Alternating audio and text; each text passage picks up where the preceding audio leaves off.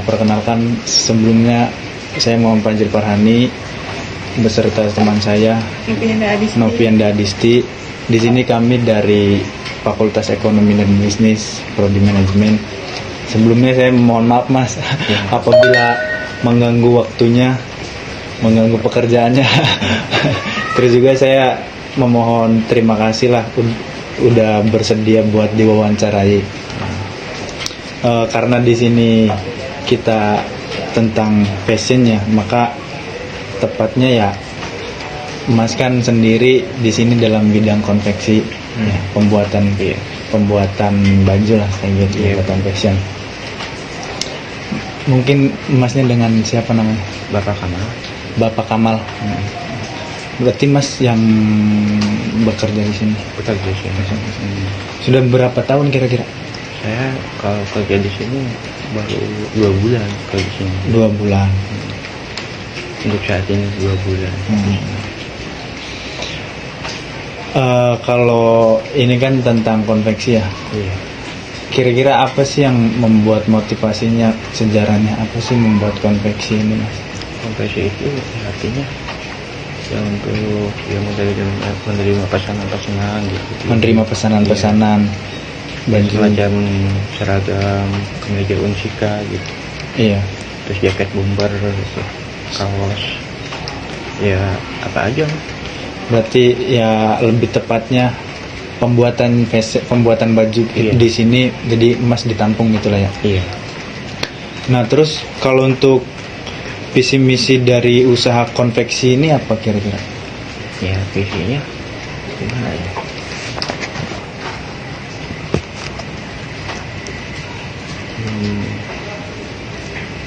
Visinya untuk itu aja apa?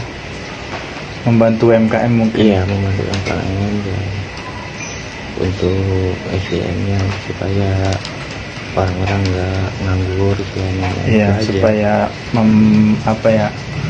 memanfaatkan waktu kerjanya. Iya, waktu kerjanya dari orang-orang sekitar juga SDM-nya gitu kan. Iya, nah itu aja.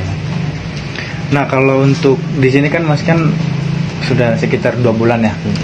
Kalau untuk sistem upahnya itu berapa sih kira-kira penggajian? Borongan sistemnya ya. Borongan kerjanya. Kalau ada kerjaan banyak ya hasilnya lumayan ya. Iya. Kalau ada ya gitu. Berarti itu kalau borongan tidak 1 bulan, tidak 1 minggu atau itu mingguan. Oh, berarti mingguan kalau borongan. 2 minggu sekali apa? Seminggu sekali. Itu kisaran di berapa angka? Angkanya kalau borongan itu tergantung, kalau rajin kerja ya dapat ya, kalau malas-malas ya minim, itu aja Standar lah ya. standar intinya. Nah, itu kan upah kerjanya ya, kasarnya menggaji kita lah gitu kan ya. Nah, terus apakah ada inovasi untuk dari tahun ke tahunnya? Misalkan ada inovasi apa nih untuk membuat ini kayak gitu? Dari Masnya sendiri nih, dari usaha ini nih. Apa ini mah cuma penampungan doang gitu buat dari teman-teman yang Ya dari penambungan aja ini intinya.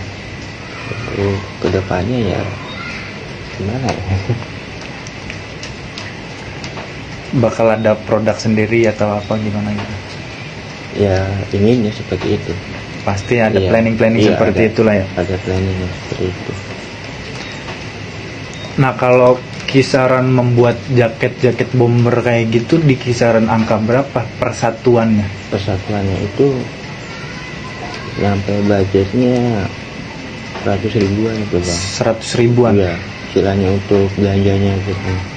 Untuk bahannya juga. Iya, untuk beli materialnya lah istilahnya, Iya. alat-alatnya semuanya itu budgetnya seperti itu. Belum termasuk bordir atau disablon gitu. Oh, kalau bordir beda lagi. Sablon beda lagi. Beda lagi harganya. Berarti kalau untuk penjahitan seperti bikin baju bomber kayak gitu mah kisaran 100 ribuan. Iya.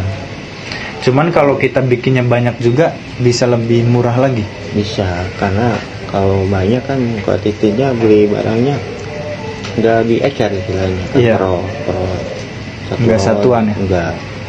Kalau istilahnya beli 20 atau 30 kan ya mesti kita kan buka itu bahan itu, satu roll itu harganya beda.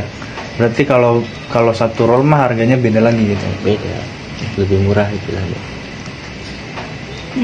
Berapa harga yang ditawarkan dari produk tersebut? Produk apa sih macam produk? Produk yang kayak bomber yang Bapak buat. Oh, Apakah beda-beda harganya seperti kalau kita bikin jas berapa gitu? beda-beda itu. Oh, beda-beda. Beda-beda, tergantung model sih. Tergantung. Iya. Kalau misalkan kita bikin PDH, baju PDH kayak kemeja kayak gitu. Kemeja. Iya. Artinya kalau mau bikin itu atau kita belanjanya atau apa yang pesannya? Kita yang mesennya. Kita mesen Oh, Iya. itu nyampe 130, 150 ya. Oke. per buah. Iya, per satu pieces. Per satu pieces ya. Apalagi semacam kemeja seperti ini. Iya. Karena ya modelannya itu. Di modelannya. Dalam melakukan promosi usaha ini menggunakan media apa saja? Ya media hanya dari teman-teman aja. Saling hobi lah. Saling lobby ya dari teman ke teman. Iya.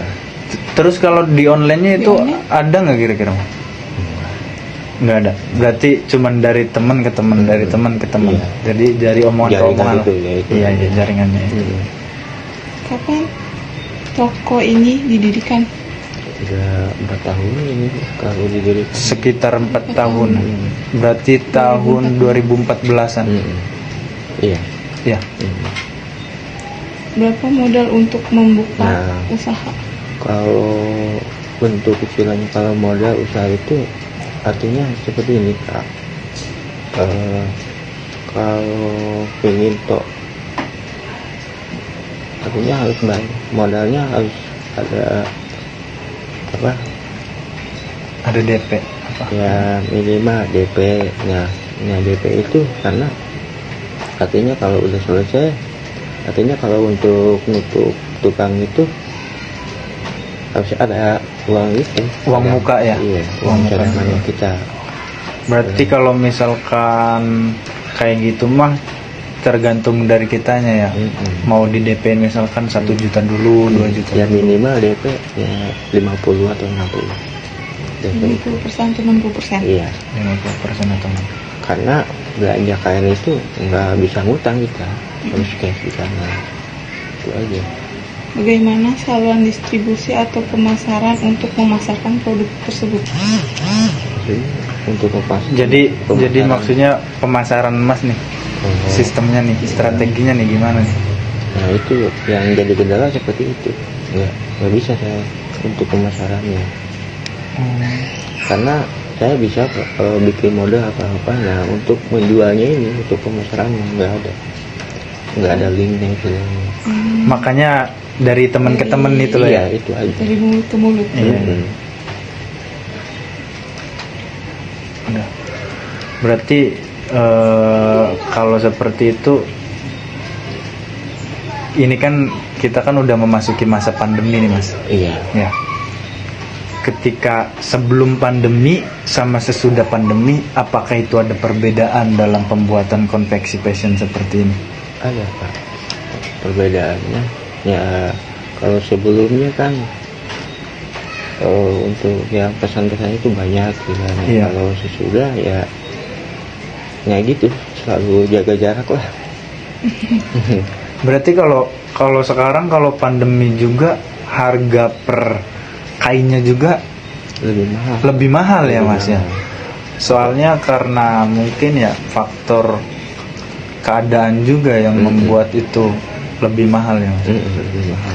Berarti pandemi ini kalau di bidang fashion, salah satunya konveksi ini, ya pengaruhnya dahsyat gitu, gede ya. Ya gede. Waktu ada pandemi, awalnya pandemi itu total Kosong. konveksi itu Di awal tahun pertama yang ada iya. pandemi kosong. kosong.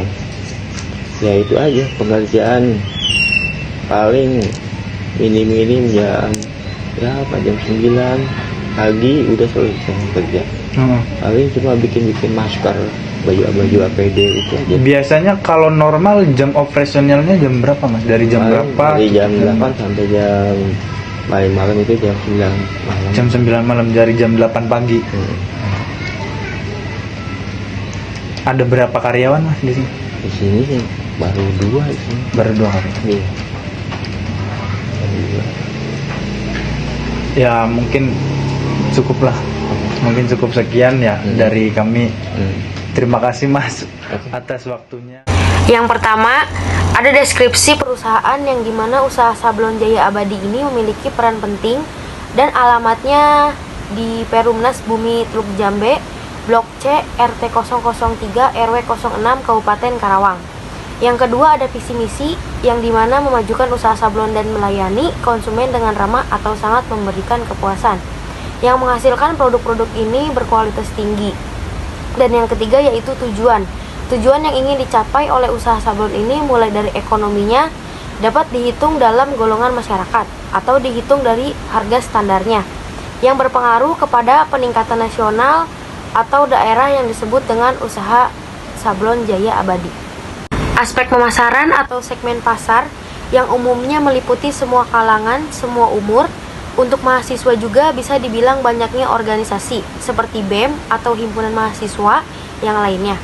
Biasanya aspek pemasaran ini di mana kaos jika dibeli banyak lebih murah, dan untuk bahan kaosnya juga terjamin berkualitas yang baik dengan hasil gambarnya.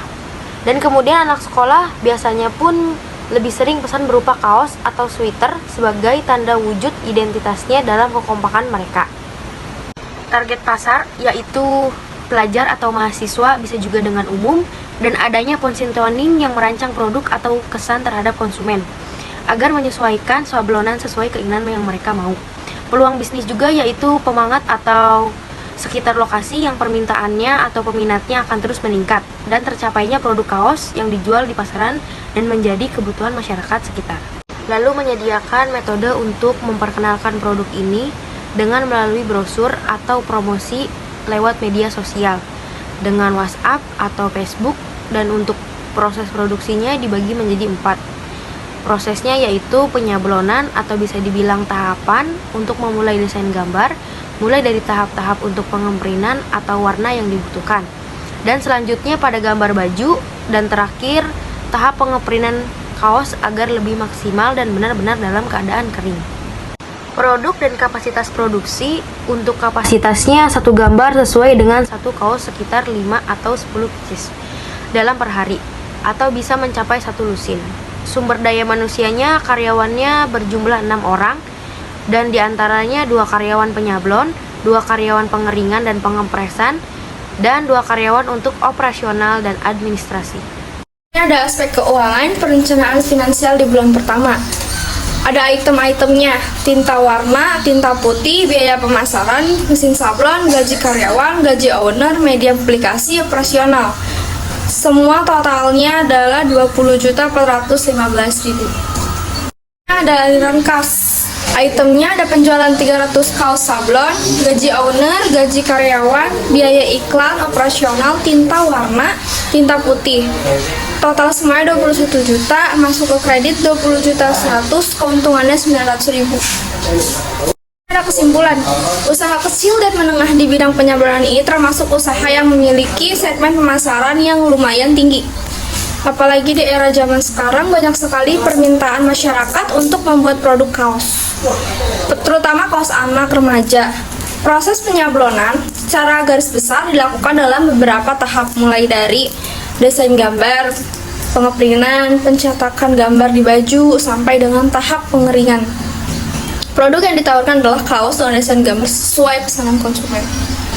Saran, terdapat ketidakpuasan dikarenakan pilihan produk kaos yang dijual di pasaran itu terbatas. Misalnya dari aspek jenis bahan kaos, ukuran kaos, hingga gambar dan tulisan yang tidak sesuai dengan keinginan. Seharusnya pemilik usaha kecil dan menengah UMKM tersebut mencari referensi yang lain agar jenis bahan kaos bertambah. Tidak itu saja, sehingga para konsumen memiliki banyak pilihan dan punya kepuasan tersendiri.